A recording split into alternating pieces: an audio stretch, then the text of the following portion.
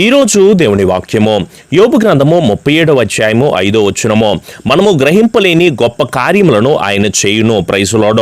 మన కుటుంబాల్లో ఎన్నో అద్భుతాలు జరగాలని, ఎన్నో ఆశ్చర్య కార్యాలు జరగాలని, మీలో చాలా మంది కూడా స్వస్థత లేక, విడుదల లేక, కృప పొందుకోలేక, శాంతి సమాధానం లేక, ఏంటో ఈ అభివృద్ధి ఏంటో ఎక్కడ కనిపించట్లేదు, నాకు ఏంటో ఈ బంధకాల చేత పీడించబడుతున్నా, నా కుటుంబం అంతా ఎంతో బాధాపరితమైన పరిస్థితిలో ఉంటున్నప్పుడు ఈ సమస్యలు పోవా, ఈ శ్రమలు పోవా, ఈ వ్యాధులు పోవా, ఈ కరోనా సమస్య పోదా అని చెప్పేసి మీరెంతగానో ఆలోచిస్తున్న సమయంలో సర్వోన్నతుడైన దేవాది దేవుడు తెలియచేస్తున్న మాట, మీరు గ్రహించలేని, మీరు ఊహించలేని గొప్ప కార్యములు ఆయన తప్పకుండా జరిగిస్తాడు. యాయిరు కుమార్తె చనిపోయినప్పుడు అందరూ చనిపోయిన తర్వాత పాడి ఎత్తి తీసుకెళ్ళిపోతా ఉంటుంటే, ఏడుస్తూ ఉంటుంటే, బాధపడతా ఉంటుంటే, అందరూ ఒకలాగా ఆలోచన చేస్తుంటే సర్వోన్నతుడైన దేవుడు మాత్రమో భయపడొద్దు, నమ్మిక మాత్రం ఉంచమన్నారు. ఈ మాట విని మనకు కొంచెం ఆశ్చర్యం అనిపిస్తూ ఉంటుంది. నిజమే కదా, ఎవరైనా చనిపోయే స్థితిలో ఉంటే అమ్మ మీరు భయపడబాకండి అని చెప్పొచ్చు, కానీ చచ్చిపోతే ఇంకేం చెప్తాం చెప్పండి? చనిపోయిన వారు ఏ రోజైనా చనిపోతారమ్మా అని చెప్పడం తప్ప ఇంకొక మాటని మనం చెప్పలేని స్థితిలో ఉంటామో. అయితే యేసు ప్రభులు వారు మనం ఊహించిన దానికంటే, మనం అడిగిన దానికంటే అద్భుత కార్యములు జరిగించగలిగిన గొప్ప దేవుడు ఆయన. యాయిరు కుమార్తె విషయంలో ఏంటి, లాజరు చనిపోయినప్పుడు విషయం ఏంటి, దేవుడు గొప్ప కార్యములు జరిగించడానికి ఆయన సిద్ధంగా ఉన్నాడు. మీరేమి బాధపడదో, మీరు అనుకుంటున్నారో ఈ కష్టాలు పోవని, ఈ సమస్య పోదు అని, ఈ అప్పు పోదు అని, ఈ వివాహాలు, ఈ అమ్మాయికి ఇంకా వివాహం కాదు అని, నీ భర్త తిరిగి రాడు అని చుట్టుపక్కల వారు మాట్లాడుతూ ఉంటుంటే, అక్రమ సంబంధాలు పెట్టుకుని నీ భార్య కానీ నీ భర్త కానీ వేదనభరితమైన పరిస్థితుల్లో వెళ్తుంటే, నీ వ్యాపారంలో అభివృద్ధి రాదో, ఇంకంతే ఈ లాక్డౌన్లో నీ భవిష్యత్తు ఉండదు, నువ్వు చేసిన అప్పులు తెరవో, ఈ ఈఎంఐస్ కట్టుకోలేవో, నీ కుటుంబంలో సమస్య పోదో, నీ శ్రమలు పోవో, ఈ వ్యాధి భరితమైన పరిస్థితిలో నువ్వు దీని నుంచి విడుదల పొందుకోలేవు అని చెప్తా ఉంటుంటే, మీరు అలాంటి మాటలను ఎవ్వరు కూడా నమ్మవద్దు. రాబోతున్న రోజుల్లో మనము నమ్మిన దేవుడు తప్పకుండా అద్భుత కార్యాలు జరిగిస్తాడు. చాలా మంది అంటున్నారు ఇంకా విదేశాలను ఉండిపోతారు, ఫ్లైట్స్ లేవో, అక్కమ్మ లేదో, మీ బ్రతుకింతే, మీ జీవితం అదే అని చెప్పేసి అంటా ఉంటుంటే వారి మాటలు ఎవ్వరు కూడా నమ్మబాకండి. నా దేవుడు తప్పకుండా మీరుంటున్న ప్రతి బంధకాన్ని ఇచ్చి ఊహించిన దానికంటే అధికమైన కృపను దయచేస్తాడో. చివరి మినిట్లు అయినా సరే ఆయన అద్భుతాలు చేయడానికి ఆయన సిద్ధంగా ఉంటున్నారు. షడ్రకు మెషకు అబేద్నెగోలు అగ్నిగుండంలో పడేస్తుంటే వారికి ఉన్న విశ్వాసం మీకెందుకు లేకుండా పోయింది? మా దేవుడు తప్పిస్తాడండి. ఏది అగ్నిగుండంలో పడేసినా తప్పిస్తాడా? సింహాల బోన్లో వేసినా తప్పిస్తాడా? చనిపోయినా రక్షిస్తాడా?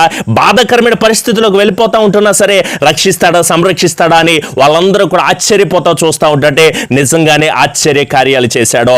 జనులందరూ కూడా ఆశ్చర్యపడే విధంగా దేవుడు మన పట్ల కార్యాలు జరిగించడానికి ఆయన సిద్ధంగా ఉంటున్నారు. ఈ రోజు మీరు అనుకోవచ్చేమో ఇప్పుడున్న స్థితి మారదు, ఇప్పుడున్న పరిస్థితి మారదు అనుకుంటున్నారేమో. ఇప్పుడున్న అధ్వానమైన పరిస్థితిని కూడా దేవుడు తప్పకుండా సంతోషంగా మారుస్తాడో. ఇప్పుడు నువ్వు అనుకుంటున్న కష్టం ఈ కష్టం కాదు, నువ్వు ఇప్పుడు అనుకుంటున్న ఈ బాధ కాదు, నువ్వు ఇప్పుడు పడుతున్న వేదన ఈ వేదన కాదో, నిన్ను పరిపూర్ణమైన స్థితిలోకి నడిపించే గొప్ప దేవుడు ఆయన.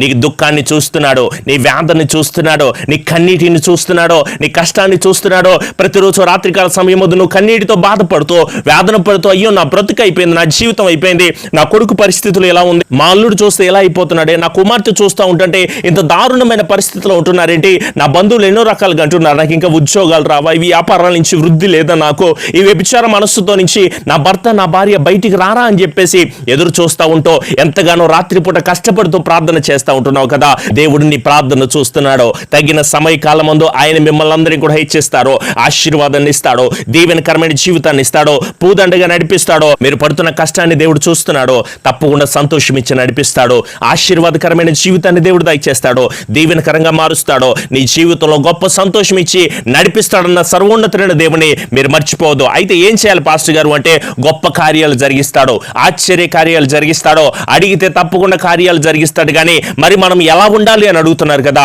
బుద్ధి కలిగిన కన్యకలు ఎలా ఉంటున్నారో అలా మీరు జీవించండి. కానీ మీలో చాలా మంది కూడా ఎన్నో సంవత్సరాల నుంచి ప్రార్థన చేస్తూ, క్రీస్తుని అంగీకరిస్తూ, ఎన్నో సంవత్సరాల సీనియారిటీ ఉందని చెప్పుకుంటూ ఉంటున్నారు. కానీ దేవుని రాకడ ఇప్పుడే వచ్చేస్తే గనక మీరు ఎత్తబడే గుంపులో ఉంటారా, ఎక్కడుంటారో ఆలోచన చేసుకోండి.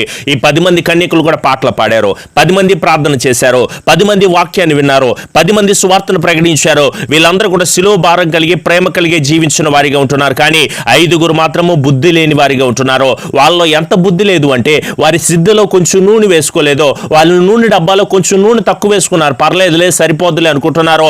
ఇది కేవలము కొంచెము సిద్ధపాటు లేని విధానమే వాళ్ళు ఇక్కడ ఉండిపోయేలాగా చేసింది. ఇంకా చెప్పాలి అంటే, ప్రభువా ప్రభు అని అక్కడికి వెళ్ళి పిలుస్తూ ఉంటే ఆయన ఏమన్నాడో తెలుసా? మీరెవరో నాకు తెలియదు అన్నాడు. అదేంటండి, ఆ 10 మంది వచ్చామో 5 మాత్రమే మీ దగ్గరికి ఎందుకు వచ్చారో, మేమెందుకు 5 ఇక్కడే విడవబడిపోయామో, ఇక్కడే ఉంటున్నాము, ఇది బాలేదండి అని చెప్పేసి మాట్లాడుతున్న వారితో ఆయనతో చెప్పిన మాట, అయ్యా ఆ 10 మంది కూడా కలిసి అద్భుతాలు చేశామండి, మేమే కదండి ఆ దెయ్యాలను వెళ్ళగొట్టాము, మీ నామములు అనేకమైన అద్భుతాలు మేము చేశాం కదండి, అయ్యా ఒకసారి తలుపు తెరవండి అని వాళ్ళందరూ కూడా అడుగుతూ ఉంటే అప్పుడు అన్న మాట, నేను మిమ్మల్ని ఎన్నడూ కూడా ఎరగను, అక్రమము చేయవర్లారా మీరు నా యుద్ధం నుంచి తొలగిపోండి అని చెప్పాడు. ఈ మాట మన దగ్గరికి రాకముందే మనమందరం జాగ్రత్త పడే వారిగా ఉందాం. మనమందరం పాటలు పాడుతున్నాం, వాక్యం చదువుతున్నాము, దేవుని స్తుతిస్తూ ఉంటున్నాము, సాక్ష్యం ఉందని చెప్పుకుంటున్నాము, బాప్తిసాన్ని తీసుకున్నామని చెప్పుకుంటున్నాము. కానీ మీరు కొంచెము సిద్ధపాటు లేకపోయినా సరే ఇక్కడే విడవబడే వారిగా ఉంటారో. భయంకరమైన పరిస్థితి అండి.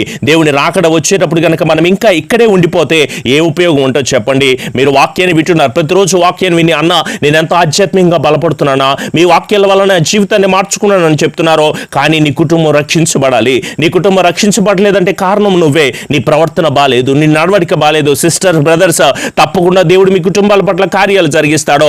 మరి నీ ఇంటిని కట్టుకోవాల్సిన బాధ్యత నీ మీదే ఉన్నది. ఈ వాక్యాన్ని వినడమే కాదు, విన్న తర్వాత బండ మీద ఇల్లును కట్టుకున్న బుద్ధిమంతుడిని పోలి మనం నడుచుకునే వారిగా ఉండాలి. ఒకవేళ బండ మీద కట్టుకుంటే, క్రీస్తు అనే బండ మీద కనుక మీరు మీ ఇంటిని కట్టుకుంటా ఉంటే, వానలు కురిసినా వరదలు వచ్చినా ఎంత భయంకరమైన పరిస్థితులు మన మీదకి వచ్చినా సరే పునాది బండ మీద వేయబడింది గనక అది ఎప్పుడు పడిపోదు. ఒకవేళ ఈ నా మాటలు వింటున్న మీరందరూ కూడా ఇసుక మీద కట్టుకుంటూ ఏదో పాస్టర్ గారు అలాగే చెప్తా ఉంటారులే, లైవ్లు అలాగే మాట్లాడుతూ ఉంటారులే, లేకపోతే ఈ భయంకరమైన పరిస్థితుల్లో మా తాత ముత్తాతల కాలం నుంచి కూడా దేవుని రాకడ వస్తుంది అంటున్నారు, రావట్లేదు అంటున్నారేమో. దయచేసి ఒక్కసారి ఆలోచన చేయండి. ఇప్పుడుంటున్న పరిస్థితి, ఇప్పుడుంటున్న వేదనకరమైన పరిస్థితి, ఆయన రాకడ సూచన అంటున్నప్పుడు మీరు ఇసుక మీద కట్టుకునే పునాది అది ఎక్కువ కాలం ఉండదు. సమస్యలు కానీ, ఇబ్బందులు కానీ, ఇరుకులు కానీ మన మీదకి వచ్చి ఎన్నో వేదనభరితమైన పరిస్థితులు వస్తున్నప్పుడు మనమందరము బుద్ధి గల కన్యకలు అయితే సిద్ధపాటును కలిగి ఉన్నారో అలాగే ఉందాము. బుద్ధి గల వారు ఏ విధంగా అయితే బండ మీద తన ఇంటిని కట్టుకున్నారో అలాగే ఏర్పాటు చేసుకునే వారిగా ఉందాము. బుద్ధి కలిగిన కుమారుడు ఎప్పుడు కూడా తన తండ్రిని సంతోష పెడతాడు కదా. సర్వోన్నతుడైన దేవాది దేవుని, జీవము కలిగిన దేవాది దేవుని మనమందరూ కూడా సంతోష పెట్టే వారిగా ఉందాము. మన మధ్య గొప్ప కార్యాలు చేయడానికి ఆయన సిద్ధంగా ఉన్నాడు. కానీ మీరు ఏ రకమైన సిద్ధపాటును కలిగి ఉన్నారో మిమ్మల్ని మీరే పరిశీలన చేసుకోండి. ఆయన రాకడ సమీపిస్తూ ఉంటుంది. మీరందరూ మార్పు చెందండి. ఎవరైతే నమ్మి బాప్తిసం పొందుతారో వారు నిత్య రాజ్యానికి చేర్చబడతారో. నమ్మని వారికి శిక్ష విధించబడుతుంది. ఈ లోకము శాశ్వతం కాదు. ఈ లోకంలో మీరు ఏది అనుకుంటున్న ఏదైనా సరే మీతో పాటు రాదు, మీతో పాటు దరికి చేరదు గనక ఈ లోక సంబంధమైన విషయాల గురించి ఆలోచించడం మానేసేయండి. మీ కుటుంబం అంతా కట్టబడే విధంగా దేవుని ఆత్మ మీకు తోడై ఉండి నడిపించబడును గాక. ఆమెన్. ఆయిల్స్ తీసుకోండి. కృపాసత్య సంపూర్ణుడా, మా గొప్ప దేవా, నీ ఘనమైన కృపగలిగిన శ్రేష్టమైన విలువైన ఉన్నతమైన నామాన్ని బట్టి వందనములు ప్రభువా. 7 రోజుల ఉపవాస ప్రార్థనలో ప్రభువా, ప్రాముఖ్యమైన శుక్రవారపు ప్రార్థనలో ఈ విధంగా మేమందరం కూడా చేరి ప్రార్థించుకోవడానికి మీరు మాకు ఇచ్చిన ఈ ధన్యకరమైన సమయాన్ని బట్టి మీకు వందనాలు ప్రభువా. ఉదయం నుంచి రాత్రి వరకు ప్రభువా మేము చేస్తున్న ప్రతి ఉపవాస ప్రార్థనలో నీ వాక్కు చేత, నీ మాట చేత అనేక స్ట్రగుల్స్ని, బాధను, శ్రమను, ఇబ్బందిని, ఇరుకుని, వేదనకరమైన పరిస్థితుల్లో అనుభవిస్తున్న మా అందరి పట్ల ప్రభువా నీ ఉన్నతమైన కాపుదలతో నడిపించి, విడిపించి, కృప చూపి క్షేమాన్ని ఇవ్వమని వేడుకుంటున్నాం ప్రభువా. ఒట్టివారిగా, మట్టివారిగా, ఎందుకు పనికిరానటువంటి వారిగా ఉంటున్న మా అందరి బ్రతుకుల్లో నీ ఉన్నతమైన కాపుదల చేత నింపుతున్నందుకు వందనాలు. చేస్తున్న ప్రతి పనిలో కూడా ప్రభువా నీ అత్యున్నతమైన కృపను కలుగు చేసి, స్థిరపరిచి, బలపరిచి, కృప చూపి, క్షేమాన్నిచ్చి, నడిపించి, బలాభివృద్ధిని బిడ్డలకు మీరు కలుగు చేయమని ఈ ఉపవాస ప్రార్థనలో ప్రభా మీకు ఇష్టానుసారముగా మేమంతా నడుచుకున్నట్టుకు నీ కాపుదల బిడ్డలకు మీరు అనుగ్రహించండి. విదేశాల్లో ఉంటున్న బిడ్డలకు క్షేమాన్ని మీరు కలుగు చేయండి ప్రభా.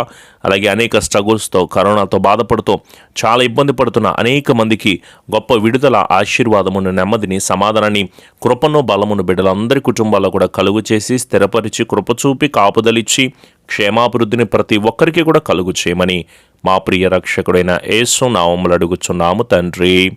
ఆమెన్.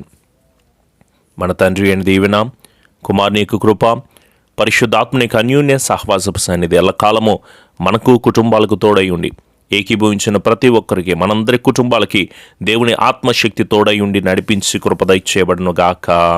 ఆమెన్. యేసు రక్తమే ఇచ్చాం, సెలవు రక్తమే ఇచ్చాం. ప్రభు యేసు నామములో సంపూర్ణ జయము కలుగును గాక. ఆమెన్. మీ ప్రార్థన అవసరతను తెలియచేయండి. వాటన్నిటి విషయమే ప్రార్థన చేసేవారిగా ఉంటాం. ఉదయం 6 గంటలకు లైవ్ ఆరాధన ప్రారంభించబడుతుంది. అలాగే 10 గంటలకు ఉపవాస ప్రార్థన ప్రారంభించబడుతుంది. రాత్రికాల సమయంలో 8 గంటలకి 7 రోజుల ఉపవాస ప్రార్థనలో 4వ రోజు ప్రారంభమవుతుంది. కనుక గమనించండి. దేవుడిచ్చిన ఈ ఉన్నతమైన సమయాన్ని బట్టి ప్రభువుని గణపరుస్తూ ఆరాధిస్తూ శ్రేష్టముగా దేవుళ్ళ ముందుకు సాగే వారికి ఉందాం. దేవుడు మిమ్మల్ని అందరినీ కూడా దీవించి ఈ పరిచర్యకి సాకారులుగా ఉంటున్న ప్రతి ఒక్కరిని కూడా ఆశీర్వదించి క్షేమాభివృద్ధిని దయచేయబడును గాక. ఆమెన్. Praise the lord.